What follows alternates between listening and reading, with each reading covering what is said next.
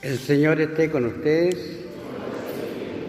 Evangelio de nuestro Señor Jesucristo según San Marcos.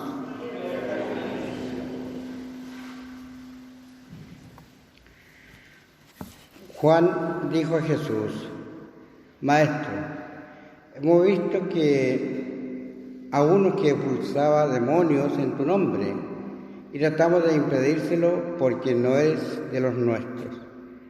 Pero Jesús les dijo: no se lo impidan, porque nadie puede hacer un milagro en mi nombre y luego hablar mal de mí. Y el que no está contra nosotros, está con nosotros. Les aseguro que no quedará sin recompensa el que les dé de beber un vaso de agua por el hecho de que ustedes pertenecen a Cristo. Si alguien llegara a escandalizar a uno de estos pequeños que tienen fe, sería preferible para él que lo ataran al cuello una piedra de moler y lo arrojaran al mar.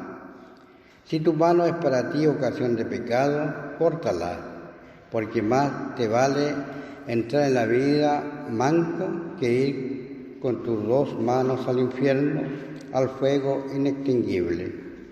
Y si tu pie es para ti ocasión de pecado, córtalo, porque más te vale entrar lisiado en la vida que ser arrojado con los dos pies al infierno. Y si tu ojo es para ti ocasión de pecado, arráncalo, porque más te vale entrar con un solo ojo en el reino de Dios que ser arrojado con tus dos ojos al infierno, donde el gusano no muere y el fuego no se apaga. Palabra del Señor.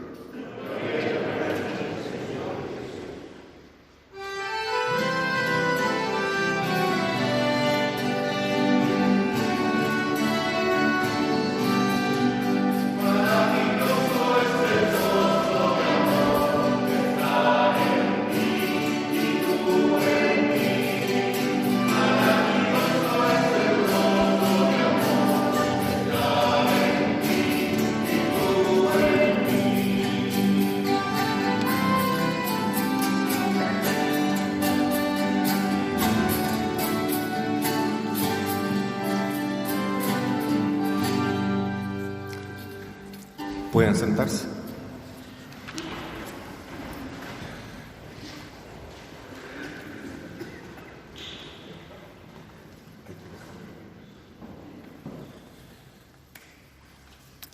Queridos hermanos, hoy queremos darle gracias al Señor porque estamos haciendo una misa a la chilena. Es la primera que hacemos en este mes de septiembre, que es el mes de la patria. También este es el mes de la Biblia. Y esto es siempre muy bonito porque nos recuerda que tenemos dos patrias: la patria de la tierra, de la cual nos enorgullecemos y sentimos alegría, no sentimos vergüenza ni complejo de nuestras tradiciones, por eso podemos hacer una misa a la chilena con el grupo Renacer. Y también, sobre todo, tenemos la Biblia, de la cual no podemos escandalizarnos. Es decir, no debemos sentir vergüenza ni complejo de decir soy católico y acepto lo que Jesús enseña en la palabra de Dios. Hay personas que a veces se escandalizan, aunque es respetable su opinión, porque al término de la misa a la chilena se baila un pie de cueca a la Virgen María. Son poquitas, pero se escandalizan. Y bueno, uno respeta su opinión, pero hay motivos mucho más graves de los cuales tenemos que escandalizarnos. Y eso es lo que hoy día nos trata, hoy día la palabra de Dios. Bailarle a la Virgen es algo muy sano, muy bonito. En el norte de Chile se baila a la Virgen de la Tirana, ¿no es cierto? Y nadie dice nada, es muy bonito eso, ¿no? Es una tradición muy antigua de los católicos nortinos. Y hace mucho bien eso.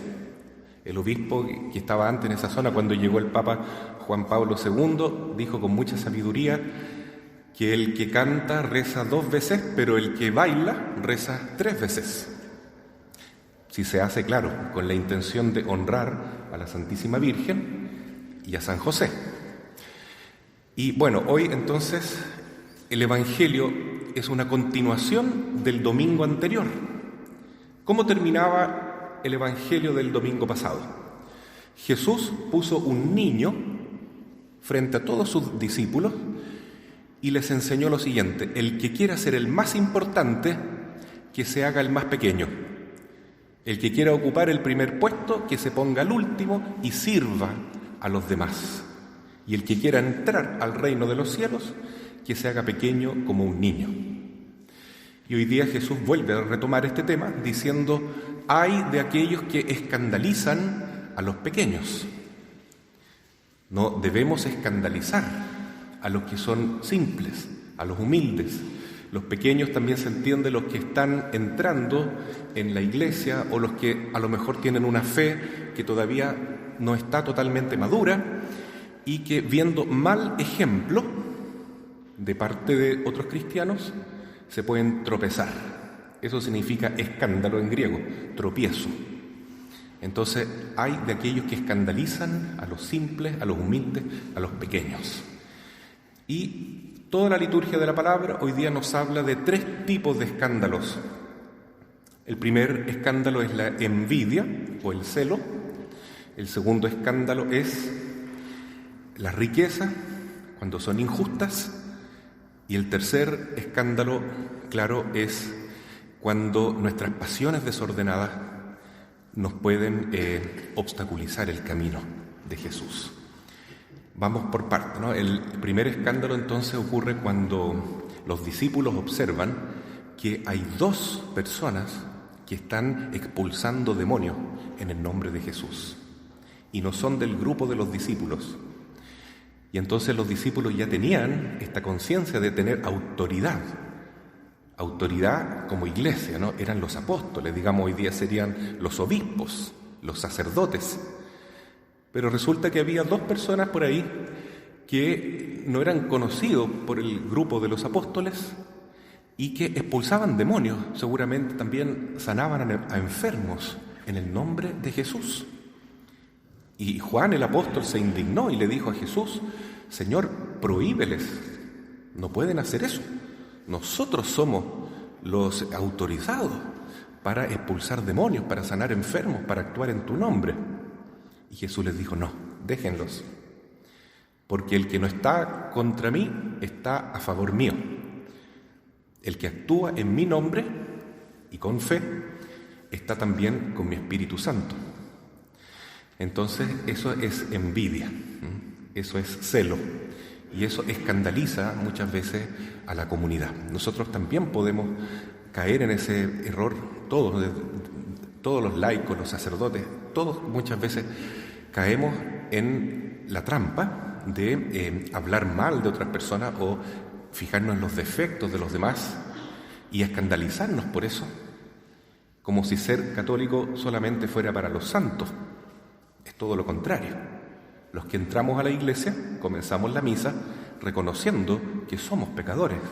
Por eso hacemos un acto penitencial al comienzo de la misa y le pedimos perdón al Señor. Ser pecador significa también tener un espíritu de arrepentimiento, de humildad. Ser pequeño, una vez más, como enseña Jesús. El segundo escándalo que hoy día nos habla el Evangelio es la riqueza.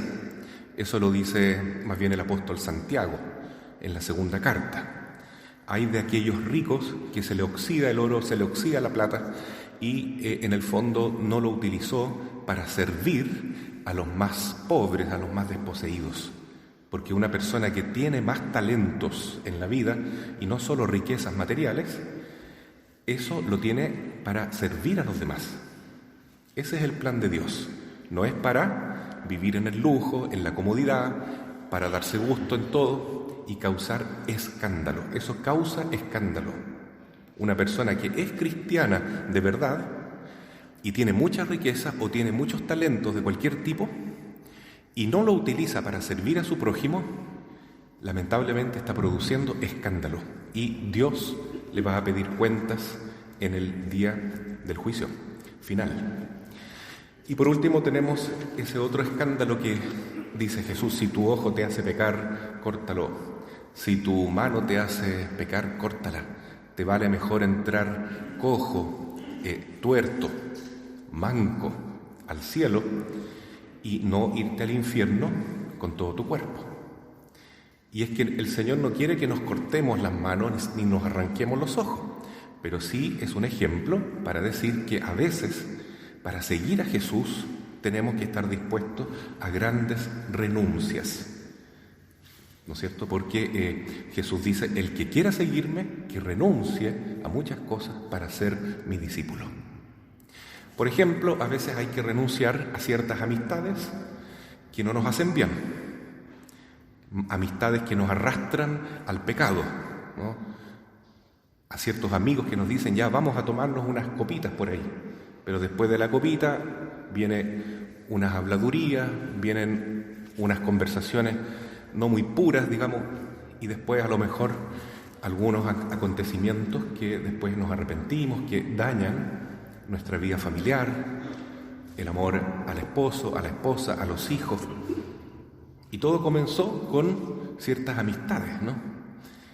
Entonces, ciertamente que no es fácil seguir el camino de Jesús, porque hay que renunciar a muchas cosas que son atractivas, a veces ideas, ideologías que andan por ahí. Ahora se está viendo el tema del aborto y hay algunas personas que opinan que está muy bien y están organizando marchas a favor del aborto. Entonces, bueno, eso también nos da pena, nos da un poquito de tristeza, bastante pena en realidad, porque todo aquello es una mentalidad, una ideología que es incompatible con seguir a Jesús, incompatible. No queremos condenar a nadie, obviamente los cristianos no vamos a juzgar porque Jesús no lo hace, pero sí lo que podemos hacer es orar por Chile, orar por nuestras familias, rezar mucho para que la mentalidad ideológica que muchas veces nos aparta del Evangelio, la podamos arrancar, sacarnos ese ojo, sacarnos esa mano, que puede ser, por ejemplo, una costumbre esotérica. Mucha gente hoy en día se ha apartado de la iglesia y se ha puesto a leer libros de esoterismo, de yoga, reiki, tarot, astrología y otras brujerías. Y eso es, hermanos, incoherente. No puede uno ser cristiano y al mismo tiempo amar la brujería. Entonces hay que arrancarse ese ojo, sacar esas lecturas.